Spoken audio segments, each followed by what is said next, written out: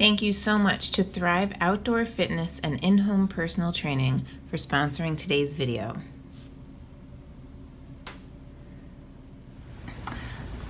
Hi, I'm Liz Woods and welcome to Ryemarkable Moms. This channel is all about sharing our positive stories and inspiring one another to make the world a better place for our kids a little bit every day. Today I talk with Julie Engerran. Julie was diagnosed with cancer 5 years ago, and in today's interview, she shares how she looked at cancer as an opportunity to teach her young 5-year-old son how to face some of life's hardest challenges. She shares her beautiful perspective on choosing your mindset. And her story is another example of how Rye Moms are a community of women who pull together when there's a family in need. I hope you enjoy, and here we go.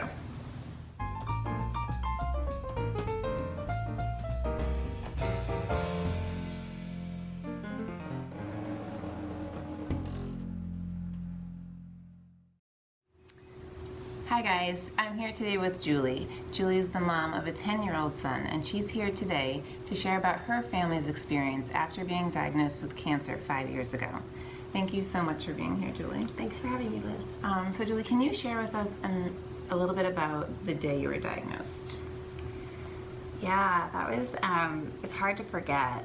I had secondary infertility after having my son, and when he was 5, I had been followed for quite some time for various symptoms, but it wasn't conclusive in terms of what was going on.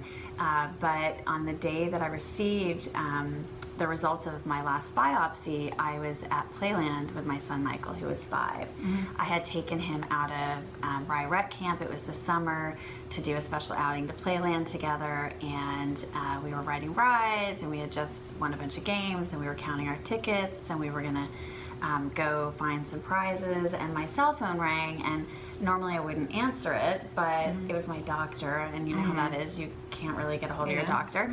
And she said, I have some news for you, and she told me that I had cancer. She had already scheduled an appointment for me with a surgeon to have a hysterectomy as soon as possible, and that she said, you know, she started to explain to me about more treatment and things like that, and I don't really think quite a bit of this was sinking in under the circumstances. I was in shock, as you normally would be, but I had my son sort of pulling at me to say, let's go, we've got stuff to do. And so it was not a time where I could deal with it right away, so it gave me some time, but it also painted a picture for me of, you know, kind of informed where I was going next, because here was this 5-year-old, and he was going to be really key in how I was going to approach all this, because I had to take care of him. And I'm sure it was extremely frightening to get the news, but especially scary as a mom with a 5-year-old. How did you guys teach him, or what did you tell him? What did you tell him what was going on?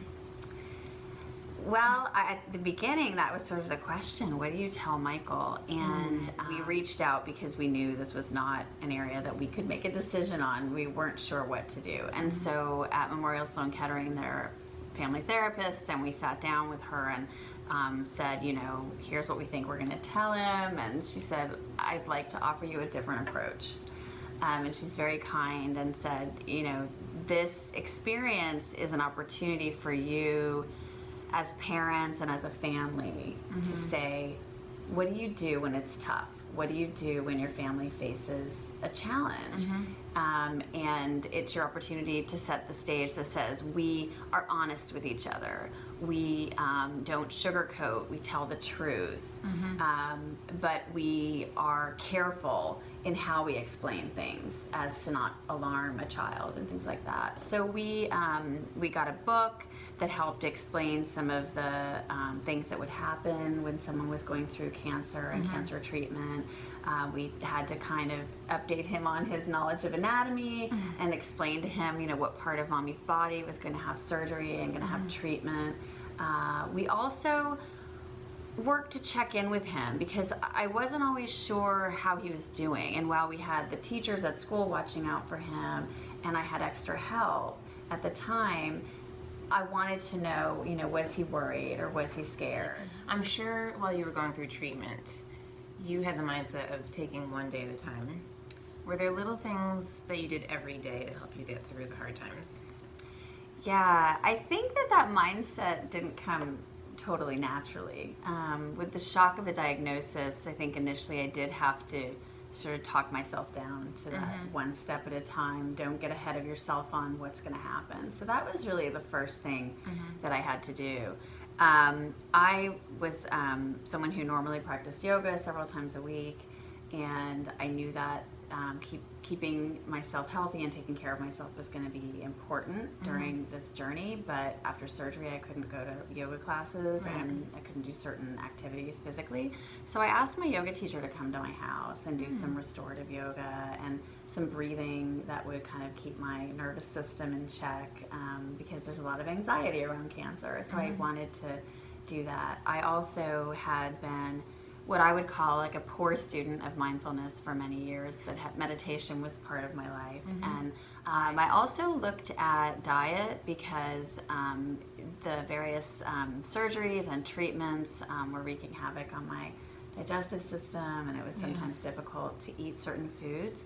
And so I got a cookbook actually given to me by a friend who sent it to me when I was diagnosed, and I found different recipes of things that I could tolerate that would nourish my body and make me feel good.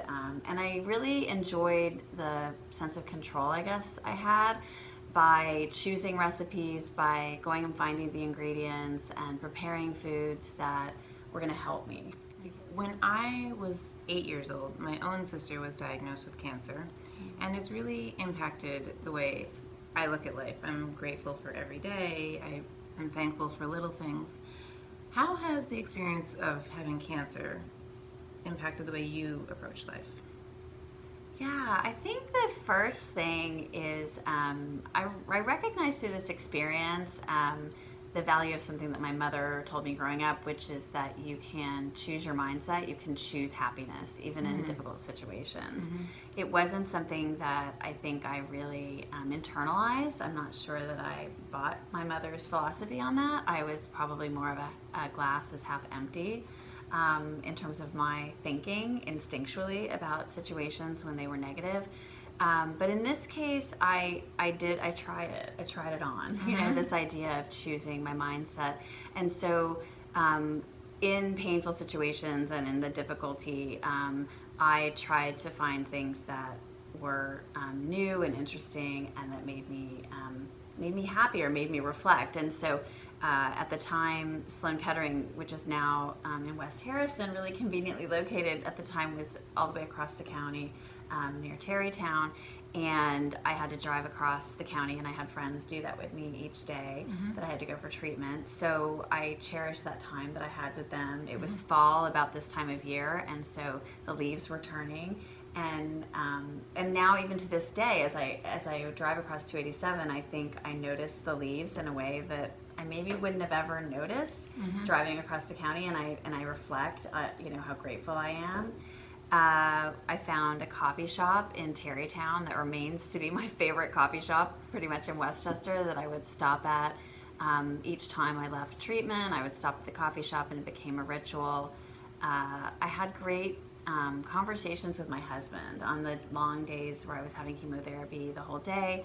My husband would come with me, and we had that time together that we wouldn't have had, this day a week that we could really spend the whole day together. And so I really focused on that. The other thing that I would say that this experience offered to me was a sense of community in Rye. We were fairly new to Rye when I was diagnosed with cancer, and while I had met people, I hadn't really developed a lot of really close friendships yet. But I knew in going through this, without a lot of family around, that I was going to really need my friends and neighbors, and I shared myself and I opened up about what was happening. I made it clear that I would really invite them to kind of be part of this because I really needed the help. And there's, through my travels, one of the things that I have come across is this African concept in some African countries called Ubuntu. And it generally means I am what I am because of who we all are. And it refers to the humanity and the caring and the kindness that one experiences when they open themselves up and share themselves with others, and then those people respond and pitch in. And I think that probably anyone watching this knows just sort of how powerful the Rye Moms community can be. We get stuff done when someone needs us. Right. And I would say that I felt it really strongly, and I feel like not only did I benefit immensely from how everyone responded, both people that I got to know and people who brought me meals who I still haven't met, who just it didn't matter to them. Yeah. Somebody needed them. And so I feel like it didn't necessarily change things, because I think that's a lot of why we moved to Rye, but it reinforced for me that this way of being, this way of opening up when you need someone or responding when someone needs you was real and alive in my community, and that I was becoming a part of that. Wow. Okay guys, thank you so much for watching today. If you like this video, please be sure to hit the like button, share it, and subscribe. And be sure to stay tuned for our next video with Sandy Sandberg. See you guys soon.